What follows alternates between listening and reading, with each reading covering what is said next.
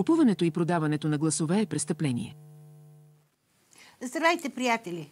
Вие сте със седмичното коментарно предаване на телевизия България 24 полюси, което си поставя за цел да ви информира за процесите и събитията, придружаващи прехода на съвременния свят от еднополюсен в многополюсен. Първото, което ще разгледаме днес, са два факта. Вчера словашкият министър-председател Робер Фицо заяви, че много би искал да бъде поканен в Москва до година за 80 годишнината и да присъства на парада на победата. И освен това заяви, че докато той е министър-председател, Украйна няма да бъде приета в НАТО. Той ще блокира нейното приемане, тъй като приемането на нови членки става с всеобщо съгласие, с консенсус. Ето го Робер Фицо.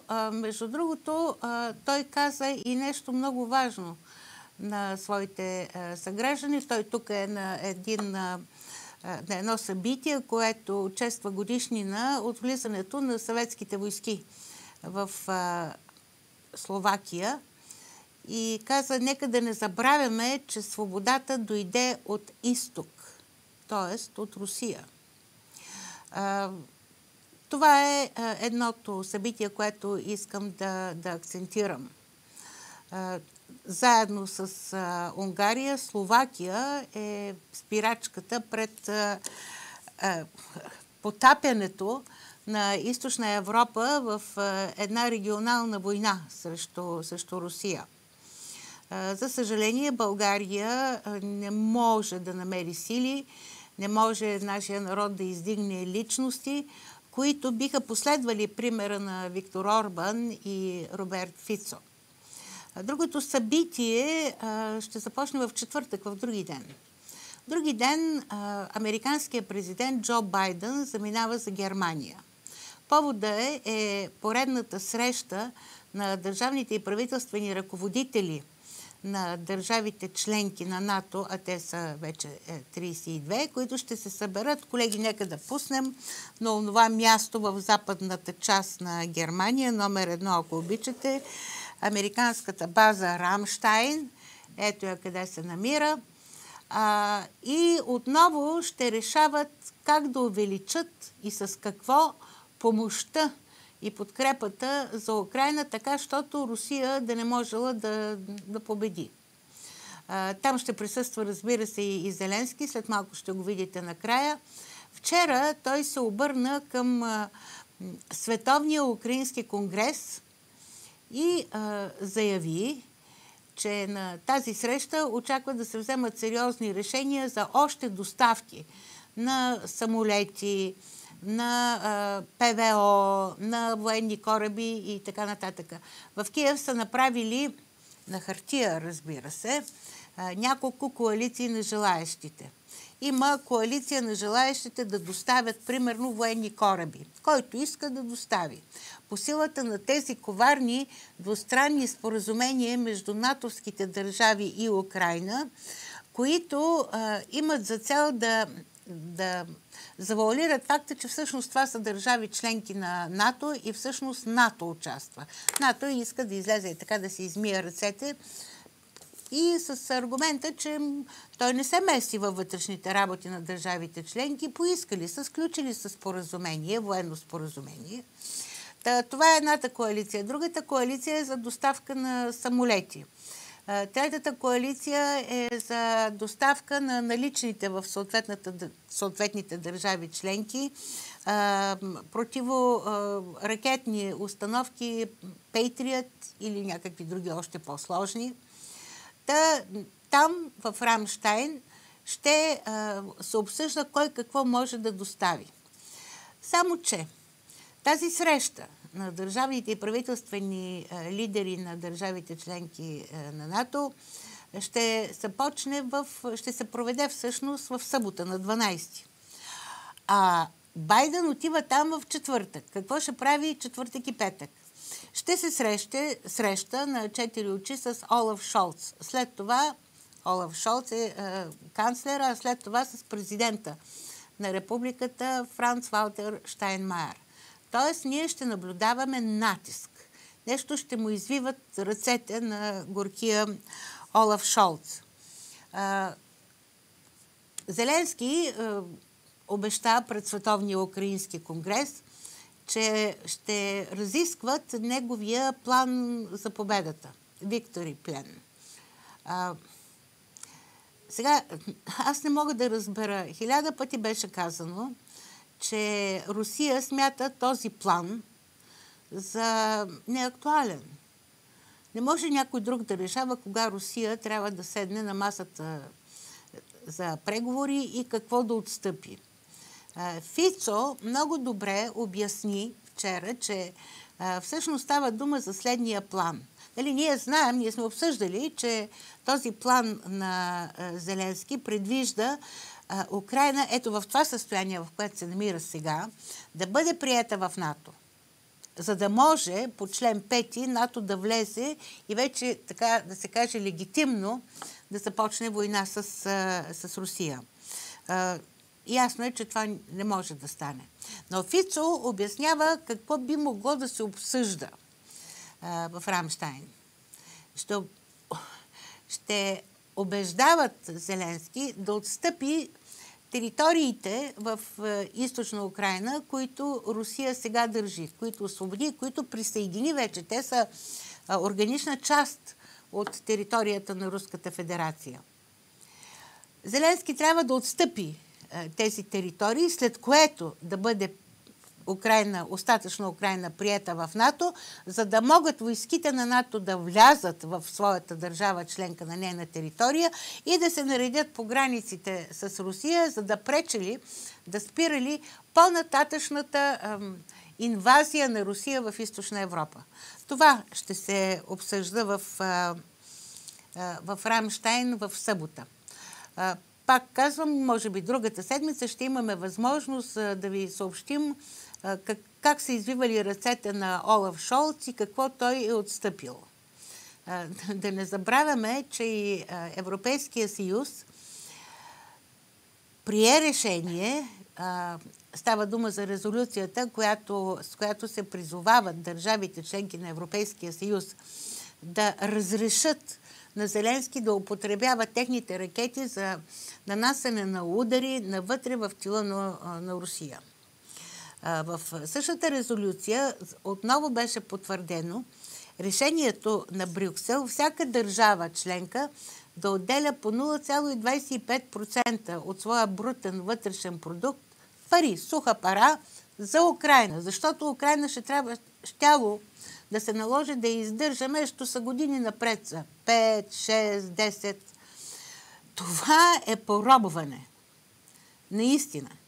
И както казва генералният секретар на Международното движение на русофилите, това е евроатлантическо робство, от което кой друг, освен Русия, може да ни освободи. Защо е робство? Представете си какво представляват 0,25% от БВП на България, например. За 2023 година брутният вътрешен продукт на нашата страна беше 183 милиарда и 700 милиона. Това е някъде около 100 милиарда долара. И по-лесно, превръщам го в долари, защото по-лесно се смята. 0,25% са колко милиона? 250.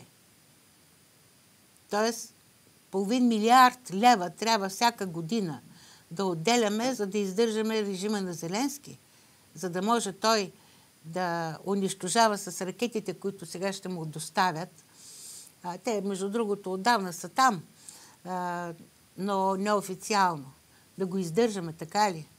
Ето за това евроатлантическо робство става дума. Между другото, те са в това всъщност, включително и срещата на върха на НАТО в Рамштайн в събота, са поредните прояви на паника, защото Русия завзе Огледар още през лятото, мисля, в края на юли, началото на август беше взело това селище Ню Йорк. Нека да пуснем тук една карта много бързо, трети номер, колеги. И в момента казват, в предградията, в външните така квартали на град Торецк. Оттам нататък се открива пътя към Славянски Краматорск, с които предполагам ще завърши освобождаването на административната територия на Донецката народна република. Това е моя преглед за днес. А сега да обърнем очи към България. Гост днеска в студиото е господин Калин Димитров Владов. Благодаря ви, господин Владов, че се отзовахте. Един млад човек, млад икономист. Здравейте. От Пазарджик, който е водач на листата на коалицията Русофили за България за 13-ти многомандатен избирателен район Пазарджик. И за 20-ти Силистра. И за 20-ти, да, за Силистра. С бюлетина, разбира се, номер 25. Така, господин Владов, кой ще бъде първия законопроект, който вие бихте внесли в парламента, в следващия парламент, 51-я, ако влезете в парламента?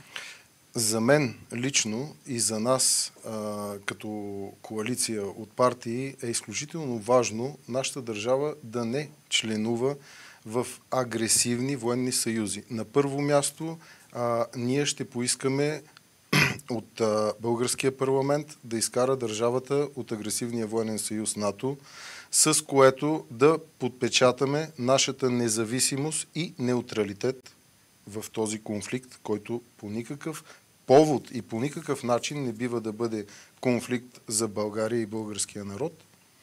Това е изключително опасно, към което вие наблюдавате така не само геополитиката, но и вътрешните политически процеси, и не само политически в страната. И знаете, че в държавата в момента ситуацията е обострена. Има така групи около чуждите разузнавателни структури, които мечтаят дори да вкарат държавата в такъв конфликт. Нали, под давлението на какво? Не знам, те си знаят. Някакви лични интереси, облаги или не знам какво, но това е изключително опасно за българския народ, който е на първо място изчезващ. Нали, ние сме в една страхотна криза демографска, която това ще бъде едно от първите също неща, които ще поставим пред Народно събрание, ако имаме такава възможност, разбира се, ако избирателят ни отреди, да посочим какво е необходимо като спешност, изключителна спешност за излизане от тази страхотна демографска криза и това напускане на младите хора на държавата.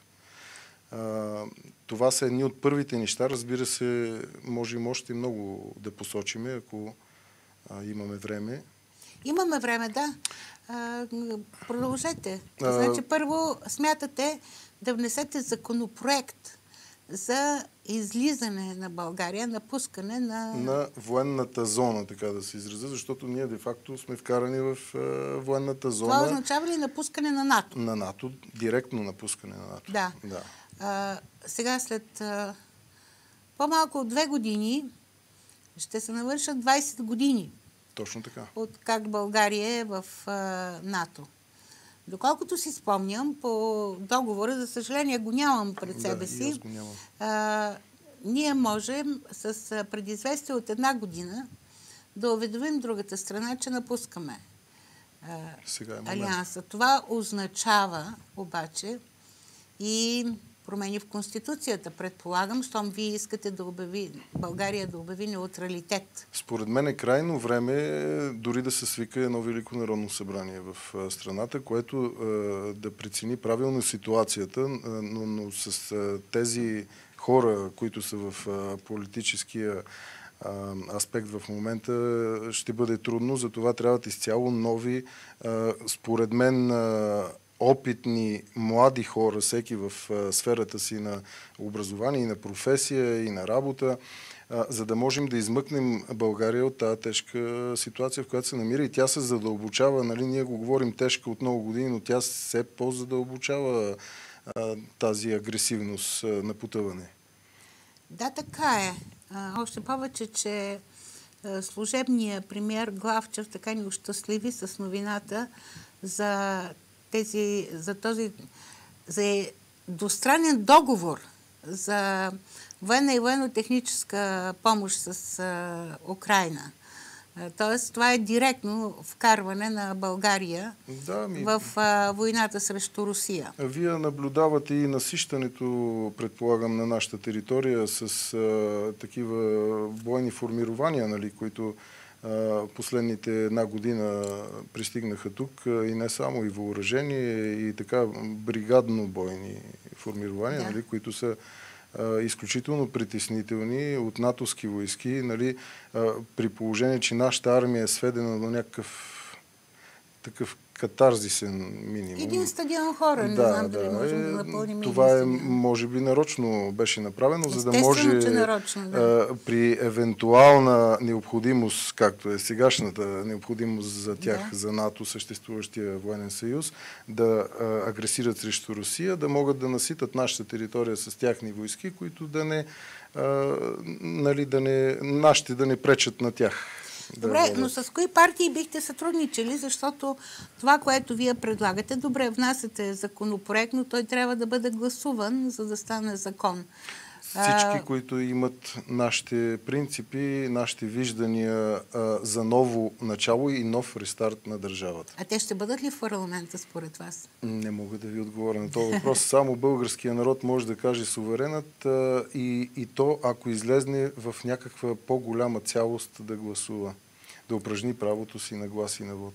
Ще правите ли, няма ли по-точно да направите референдум за или против оставането в НАТО? Винаги това е изключително наложително, според мен личностно, да се направи референдум не само по този въпрос за НАТО, по редица други въпроси, може би и за Европейския съюз, и за бъдеща икономическа и финансова насоченост на държавата. Нали? Има много наболяли въпроси, по които българския народ е редно да даде своя глас, и аз мисля, че на едни така създадени референдуми той ще излезне в някаква по-сериозна масовост да гласува. Така, нали? Не е сега както това изморяване, хората наблюдават едно и също, което няма абсолютно никаква промяна. Те се изморяват и не отиват да гласуват, и това пречи на България да вземе нов курс и да се рестартира, защото тя с старите муцуни, нали, нова... Да, гласуват само техните твърди ядра и по този начин се възпроизвеждат от парламент на парламент.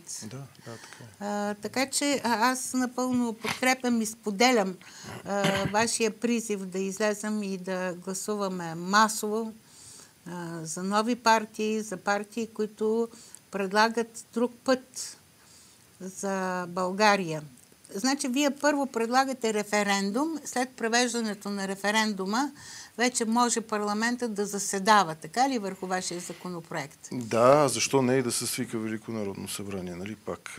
Но и в един нормален формат на работа би могло парламента да вземе така ключови решения по тези наболяли въпроси, които според нас водят държавата до нова национална катастрофа, може би към край на третата българска държава, при един сценарий военновременен за целия Европейски съюз, така да се изразим, ако бъде той вкаран в голяма война. В контекста на сегашните събития геополитически. Така, това, казвате, ще бъде първия законопроект. Втория ще касае спасяването на България от демографската катастрофа. Нали? Точно така. И това има много фактори, които трябва да бъдат стабилизирани и преродени, за да може да се случи това нещо. Нали? Това е реиндустриализация на държавата, изцяло преглед на здравеопазването, на образованието. Защо казвам на здравеопазването? На мен в лично качество ми се наложи онзи ден да бъда в една тук известна болница в София, в онкологичното отделение. И там видях десетки на брой млади жени с рак на гърдата. Какво означава това? Това не е само въпрос да ги лекуваме след това. Нали? Въпросът е да видим къде стои проблема с това нещо. Дали храни, дали стрес, дали вложени в хранително-вкусовата промишленост материали, които се използват широкомащабно и които са с съмнителен произход и съмнителни влияния върху здравеопазването. Нали? Има много фактори, които довеждат до тази болна нация. Нали? Не само в кавички, но и напълно в пълния си контекст. Ние трябва да разгледаме тези основни проблеми за България. Каква е индустриализацията на държавата? Значи ние преди 3 десетилетия бехме примамени, че ще бъде едно ново начало, един нов старт за държавата, че тук ще цъфтим, цветя и рози, всичко ще стане едва ли не рай. А какво стана най-накрая? Война с Русия и неясно бъдеще за българския народ. Унищожен наполовина и това е защото много лесно се увличаме и мислим, че всичко, което лети, може да става за ядене. Да. Ние не гледахме трезво на нещата. Ние и сега виждам, че не гледаме много обективно на нещата. Говоря за създаването на обществено мнение в определени насоки.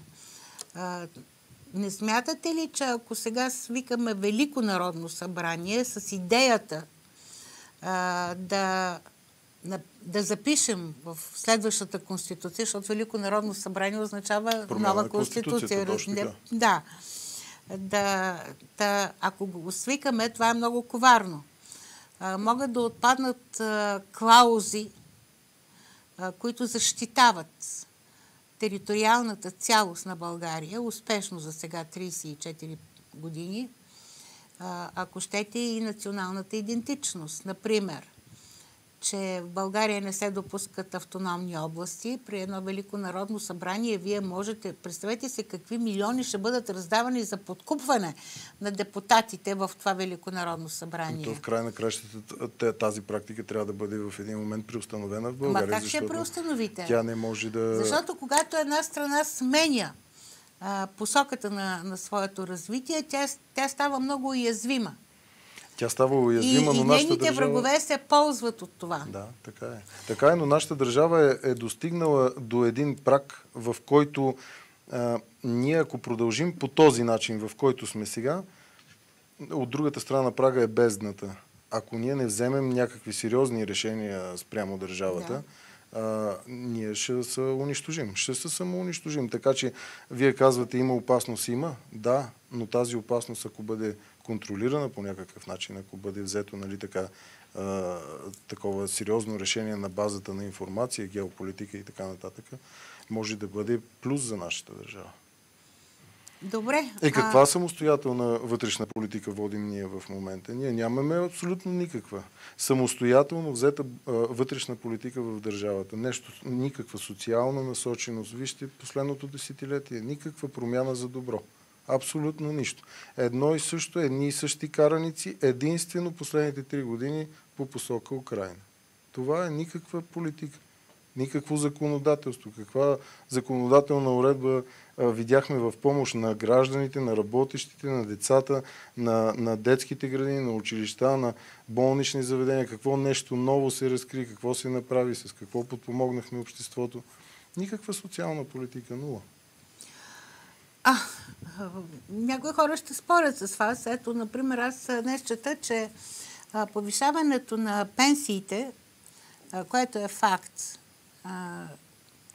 означавало, че държавата може да остане без бюджет. Не могат да да скърпят бюджета заради големите разходи за пенсии. Малък БВП, големи разходи, социални разходи. Но както и да е, аз искам да ви попитам какви мерки, освен реиндустриализацията, която отнема време, отнема десетилетия, какви други мерки, има ли такива в вашата програмата на коалиция Русофили за България, за спиране на изтичането на млада кръв от България? На първо място, вижте ключовите отрасли, които са особено важни за държавата. Да кажем енергетиката, да кажем комуникациите, да кажем източниците, топлинните източници и така нататък.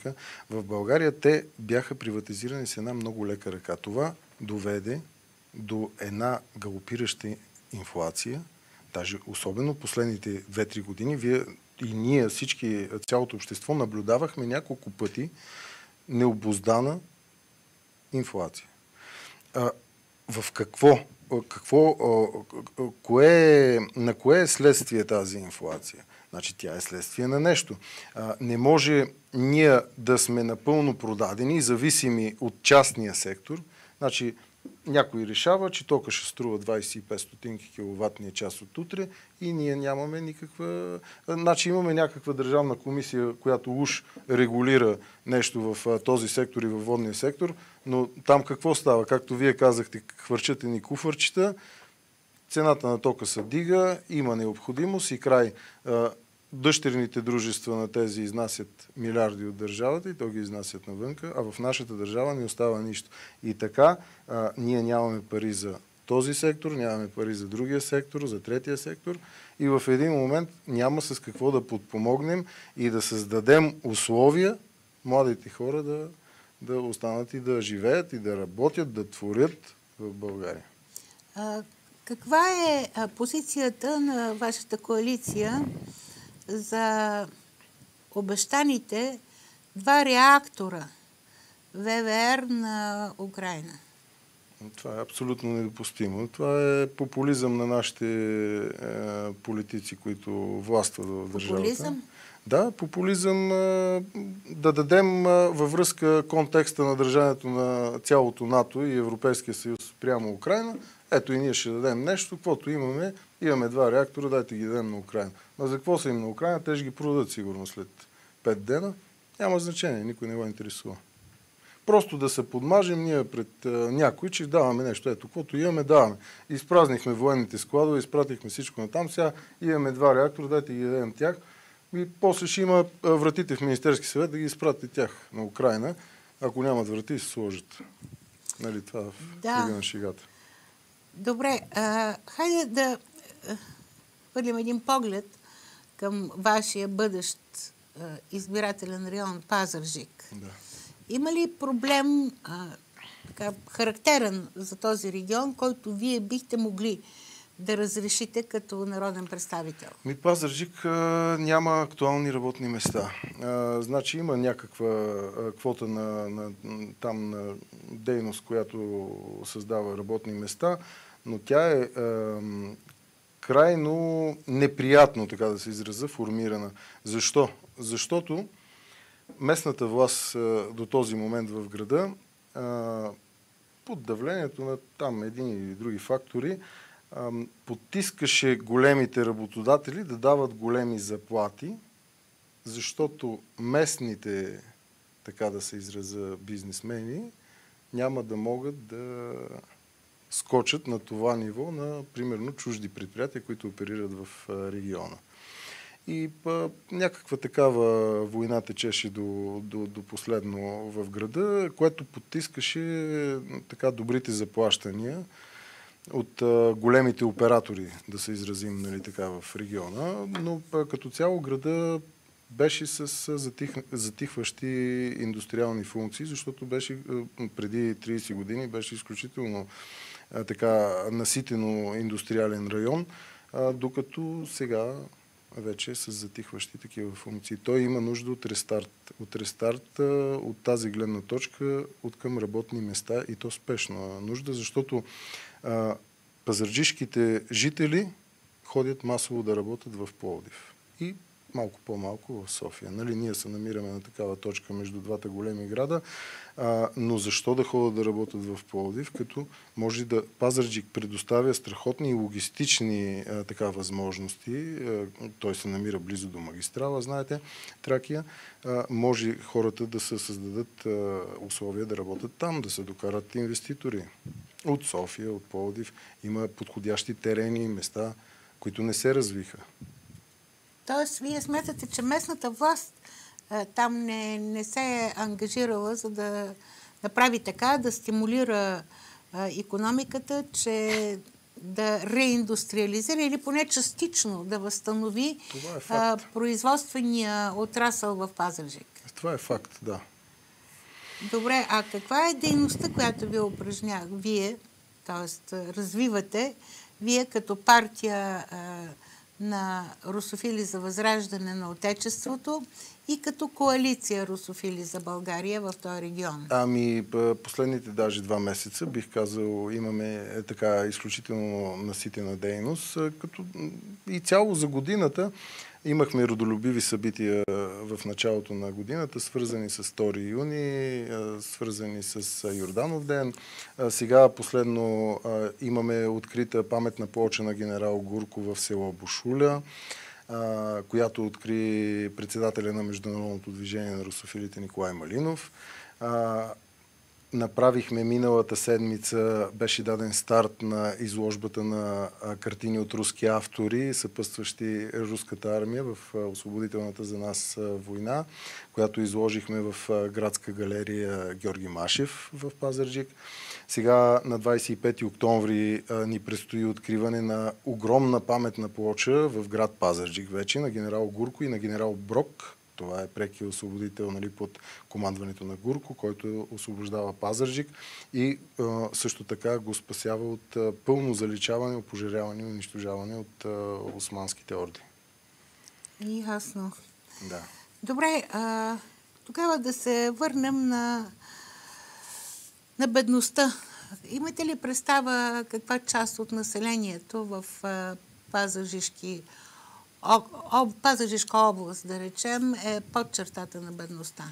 Ами, точни данни не мога да цитирам в момента, но бих казал голяма, не малка, защото ние имаме населени места, които са... Имаме силно развити населени места в областта, но има и много, изключително много, които са западнали. Кои са силно развитите? Ами, примерно Звъничево, Огняново, това са големи села, нали, от порядъка на 3-4 хиляди души. Мало Конаре, Велинград е силно развит район. Знаете, Панагюрище също с действащата голяма фабрика Сарел Медет, нали, която разви изключително много Панагюрския регион и община Панагюрище. Нали, там изцяло населението пада на...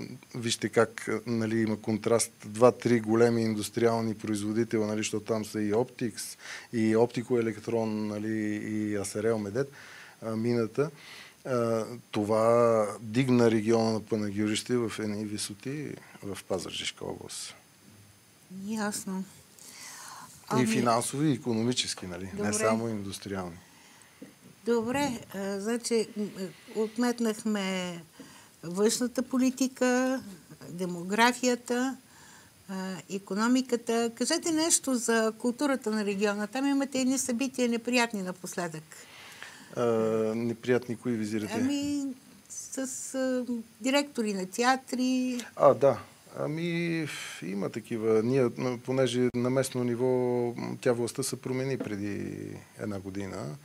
И да ви кажа, тези битки там вътре в игри, в нова, стара власт, аз не се интересувам от тези вътрешно-политически тяхни си игри и не ги наблюдавам много, но има такива, нали, чувам, че има такива битки, които са между старата власт и новата власт, която обаче тя не засяга нас и нашата дейност, ние нямаме общо с тях. А вие имате собствен фитнес клуб «Гладиатор». Да.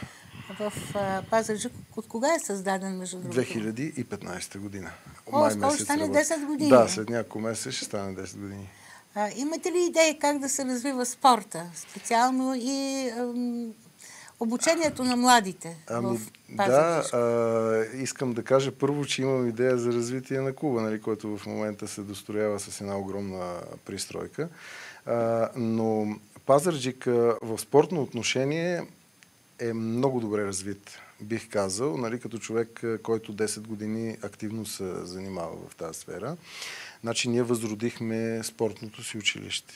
нали, в града. Колко деца има там сега? Ами, доста са, няколко стотин, може би 400-500 деца се обучават. Да, то започна с една квота от, може би, 100 и няколко и за няколко броени години нарасна на почти 500 деца, които успешно се обучават и са изключителни медалисти, така и на европейската сцена, бих казал, и на световната.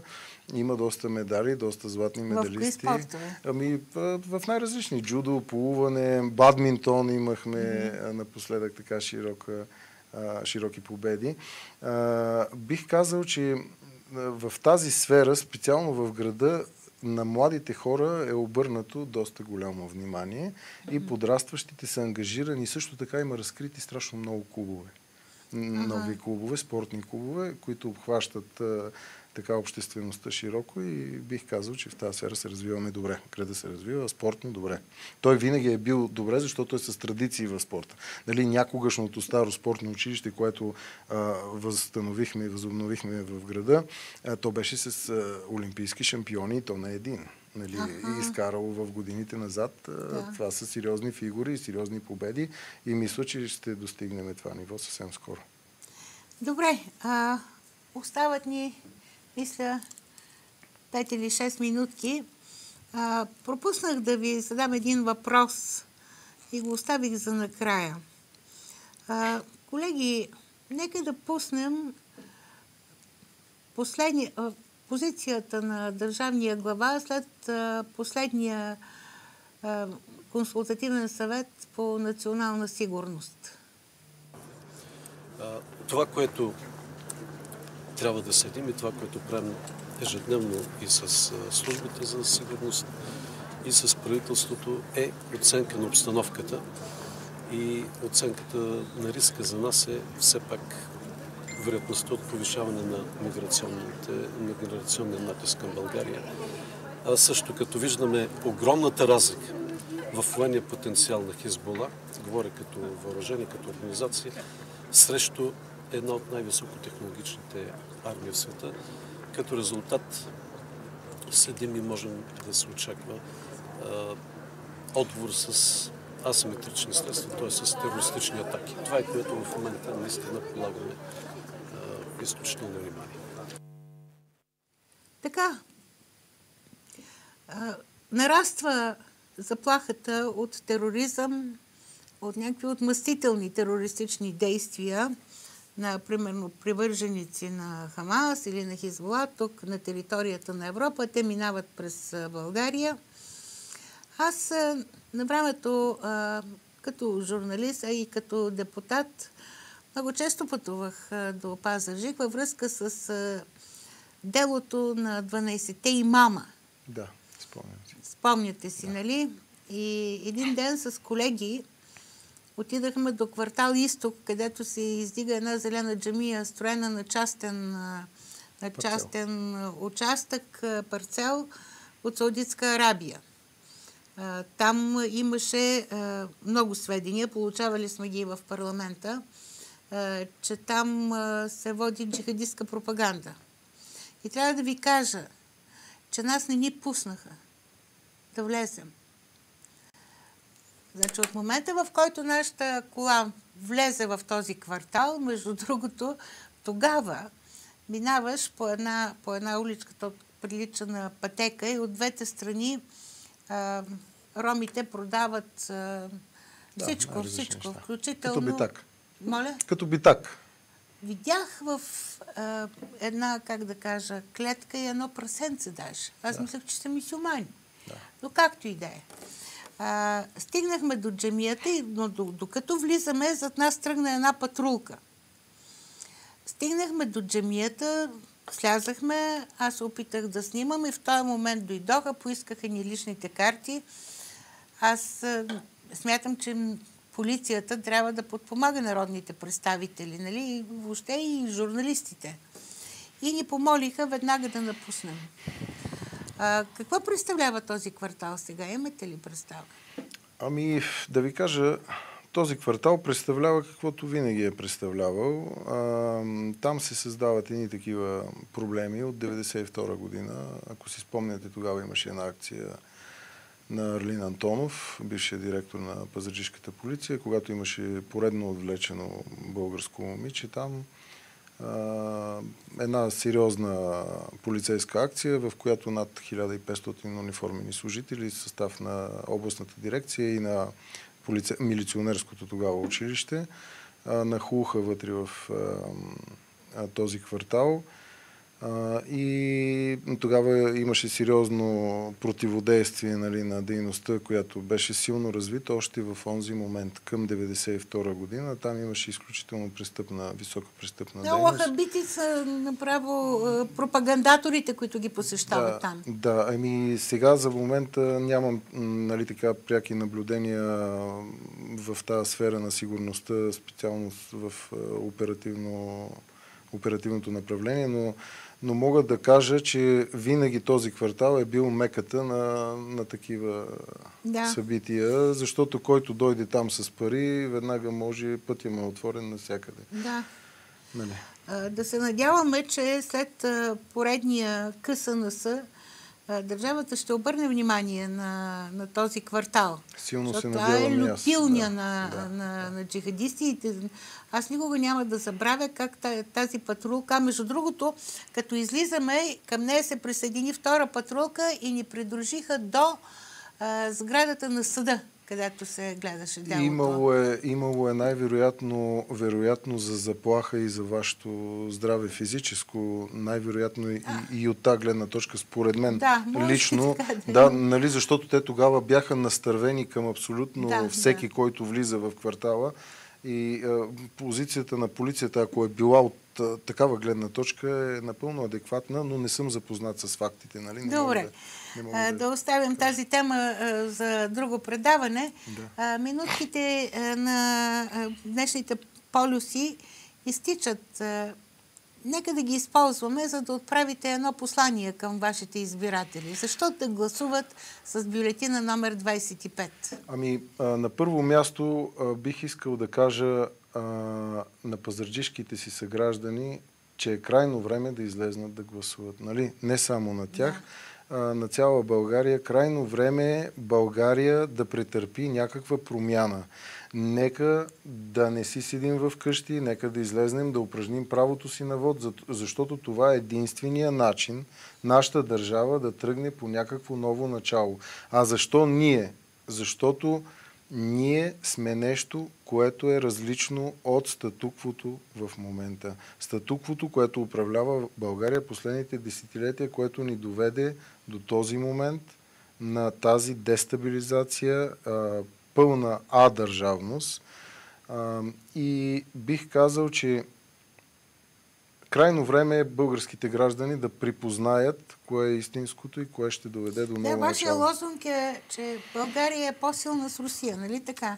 Тя винаги е била по-силна с Русия. Тя няма моменти от историята си, която да е била с Русия и да е била слаба държава, като държавност, като цяло. И като народ, разбира се. Добре. Благодаря ви много, господин Владов. Това беше всичко за днес, скъпи зрители. Казвам ви довиждане до следващия вторник от 18 часа в Полюси. Останете с телевизия България 24.